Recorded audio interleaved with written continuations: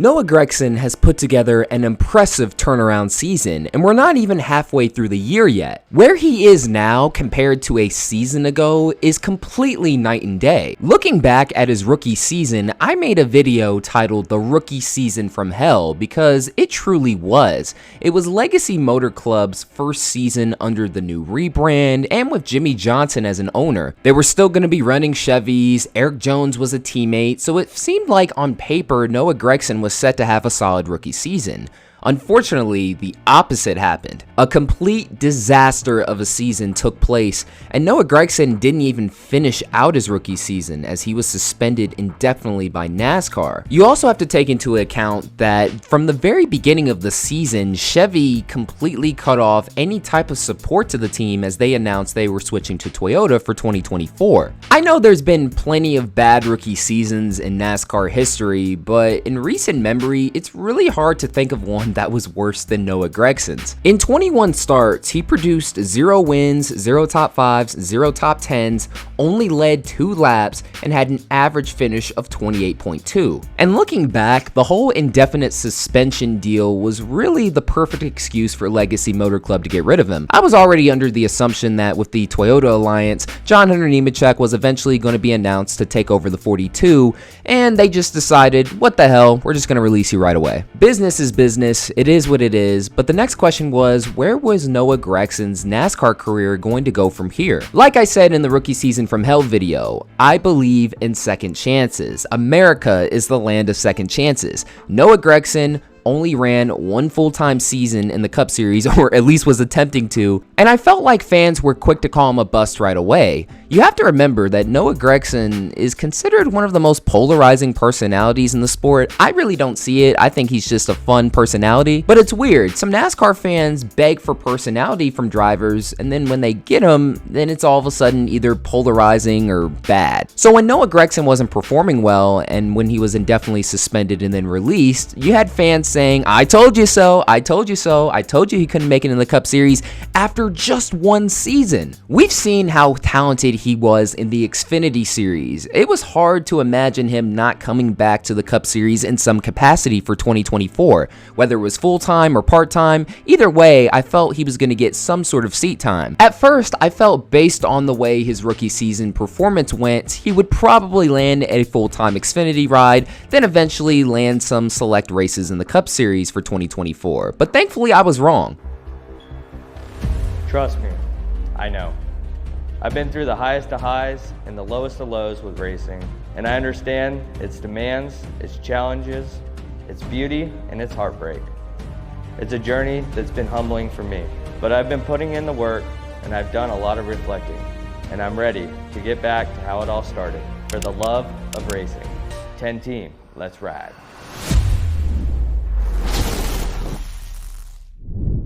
And just like that, Noah Gragson was back in the Cup Series with Stewart-HAAS Racing. Now this was a very interesting situation. You not only had a driver who was looking to rebuild his Cup Series career, but you had a team that is also currently going through a rebuild. And with Kevin Harvick retiring, as well as the new rebrand the team went through, it was truly the dawning of a new era. That's great and all, but would it translate to better on-track performance? Because now Stewart-HAAS Racing was in a situation where they don't have a superstar driver. Then you had during the entire offseason them talking all this bold and brash stuff. We are racers, this is what we do. On one hand, yeah, you're a race team, of course you're supposed to be confident about yourselves, but on the other, if you don't perform up to par, oh boy, the fans will never let you forget it. And if you were to poll NASCAR fans on which Stewart-HAAS Racing driver they felt would perform the worst during 2024, most would definitely have said Noah Gragson. But instead, what we've witnessed has to be one of the greatest turnarounds in recent NASCAR memory. So let's begin a bit of an overview on how the 2024 season has gone so far. At Daytona, he ends up scoring a top 10, which is impressive because he didn't score a single top 10 last year. Even more impressive impressive considering he started 38th and ended up leading 5 laps in the Great American Race. Then they head to Atlanta, which is another drafting track, but unfortunately he's involved in an early race wreck and ends up DNFing and finishing 36th. But that would pale in comparison to what was about to happen next. NASCAR ended up giving Stewart-HAAS Racing major penalties after Atlanta. Are you serious? They confiscated the roof rail deflectors off the 10 and the 41, and as a result, Noah Gragson and Ryan Preece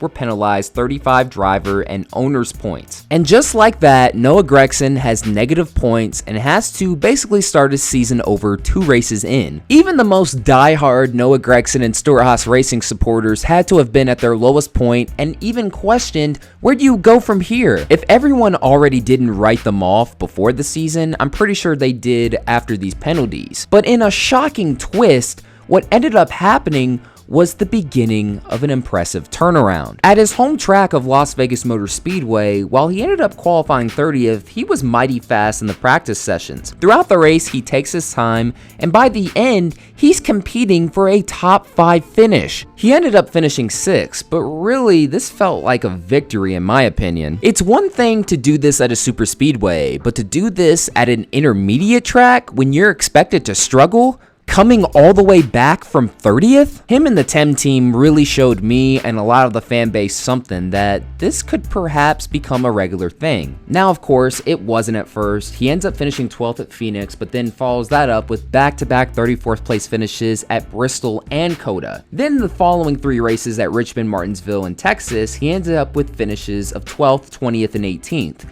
Don't get me wrong, that's not terrible, but it's certainly a far cry from the Las Vegas run we saw. But as of this upload, the previous 2 races have gone just like that. At Talladega, he ends up leading 5 laps after starting 36, and towards the end, he's right there competing for the victory and ends up with a career-best 3rd place finish, his first top 5 of the season. Then, the following race at Dover, he puts together his best performance of the season. Not only does he qualify inside the top 5, but even after he fell off, towards the end of the race, he's able to turn around, him and his team are able to get the right track position, and he's able to maintain a top 5 run towards the end of the race. He eventually gets bumped out of the top 5, but ends up finishing 6th. And as of this upload, he currently sits 21st in the regular season standings. Considering how he had negative points after the first 2 races, this is very impressive, and if you were to add those 35 points back, he would actually be sitting 19th in the standings. Also throw in the fact that Ford has struggled as a whole,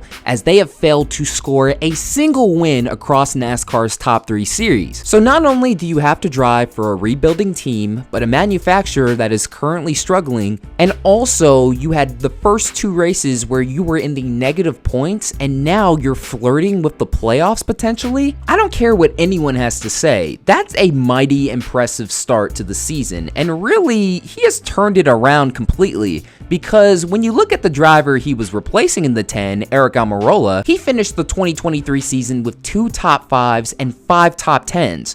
Noah Gragson currently has 1 top 5 and 4 top 10s. He is just 1 top 5 and top 10 away from matching that. The least you can ask from a replacement driver is to either match or do better than the previous one, and so far he is on pace to breaking all of those marks. So far, Noah Gragson has shown us a lot, and considering the fact that he is only 25 years old, I think it's safe to say that he is without question the future of Stewart-HAAS Racing. Now I know it's only the beginning of the season, but come on, you gotta give credit where credit's due. If Noah Gragson can maintain this performance every once in a while, he will definitely be flirting with the playoffs, and that's extremely impressive considering the rookie season he had, as well as Stewart-HAAS Racing going through a current rebuild. He not only has a team that fully believes in him, but he also has a crew chief that has a track record for winning races. I know we've questioned Tony Stewart and Gene Haas's future in the sport, and if they even have any more passion for owning a team, but based on the Noah Gragson signing, it's safe to say that they have their eyes on the future, and perhaps Noah Gragson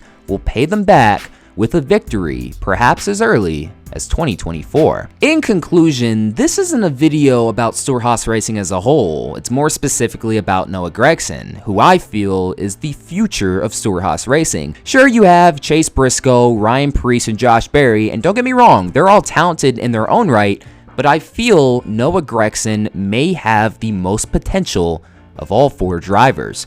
Let me know what you think in the comments below. Do you feel Noah Gragson is the future, or do you think I'm definitely jumping the shark here? Don't hold back and let me know it all in the comments below. And once again, that'll do it for another video. Thank you guys so much for watching. This is Black Flags Matter. Catch you next time.